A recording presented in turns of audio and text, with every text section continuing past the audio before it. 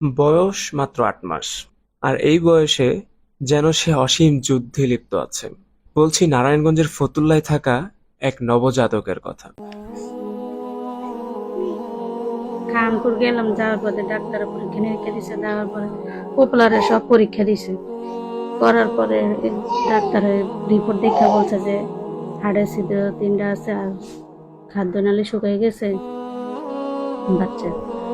এরপরে রক্তের কণিকা কম, রক্ত ঠিক আছে, রক্তের কণিকা কম। আবার ব্রেনও আঘাত খাইছে হাড়ের সমস্যা থেকে।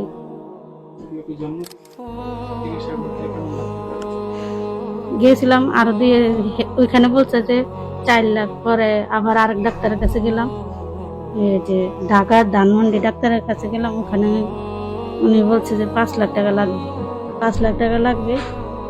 আর